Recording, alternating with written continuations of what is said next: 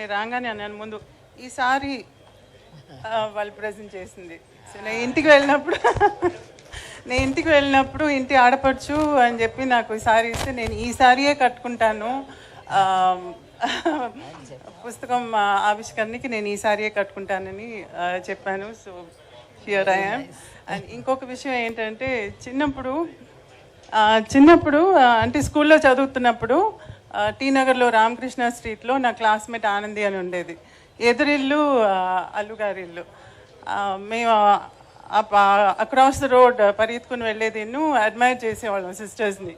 వాళ్ళు చక్కగా సారీ కట్టుకుంటుంటే మేము అప్పుడు ఇంకా స్కర్ట్ అండ్ బ్లౌజ్లో ఉన్నాం అనమాట. సో మెల్లిగా హాఫ్ సారీ నుంచి సారీకి షిఫ్ట్ అవ్వటానికి ఆదుర్తా వాళ్ళని చూసి. సో ఎలా సారీ కట్టుకోవాలని నేర్చుకుంది కూడా వాళ్ళ దగ్గర నుంచి. సో అక్కడి నుంచి వచ్చిన క్లోజ్నెస్ ఇది. ఎక్కువగా కలవకపోయినా వేరే వేరే ఊర్లైనా స్టిల్ దట్ క్లోజ్నెస్ హార్ట్లో ఇంకా అలాగే ఉంది. So that continue. అండ్ ఒక ఇంట్రొడక్షన్ ఇవ్వాలి నేను, ఎందుకంటే సంజయ్ అన్నారు కదా మేము ఇంటికి వెళ్ళి పిలిచామని. బిఫోర్ దాట్ దానికి ముందే నేను ఫోన్ చేసి సురేఖకి ఫోన్ చేసి ఇలా అనుకుంటున్నాము, బుక్ ఉంది, అది చిరంజీవి అనే గారే దాన్ని రిలీజ్ చేయాలి అని అంటే అసలు ఇంకో థాట్ లేదు, ఆయన అడగలేదు, ఏమీ లేదు. అయ్యో అవునమ్మా తప్పకుండా చేస్తారు, అంతా ఆయనే చూసుకుంటారని గబగబా చెప్పేసింది. అంటే అది కాదు, ఆయన్ని అడిగేసి అంటే నేను చూసుకుంటానులే అన్నీ అని చెప్పి పెట్టేశారనమాట. This is how it went. నేను ఇంటికి వెళ్ళి ఫార్మల్గా పిలవటం అదంతా తర్వాత.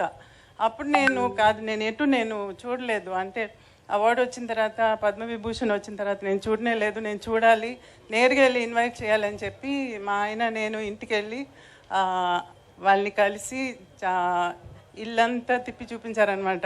అంటే నాకు రెనోవేట్ చేసిన తర్వాత నేను చూడలేదు ఇల్లు. సో ఎంత చక్కగా నా చేయి పట్టుకుని ఒక తోడు పుట్టిన సిస్టర్ని ఎలా ట్రీట్ చేస్తారో అలా.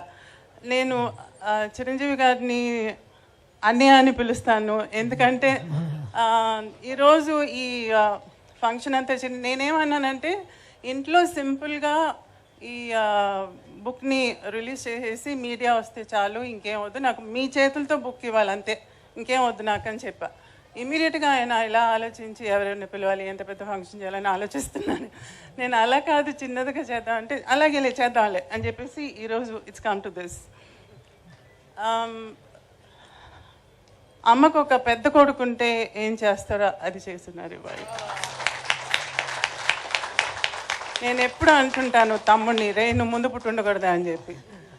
బికాజ్ మేమిద్దరు కొంచెం ఇన్నసెంట్గా ఉండిపోయాం. We did know how to handle things. అన్నీ చాలా యంగ్ ఏజ్లో జరిగిపోయినాయి. బట్ ఈరోజు ఒక పెద్ద కొడుకుగా ఉండి అమ్మకి ఇలా చేస్తున్నారంటే I don't know what to say.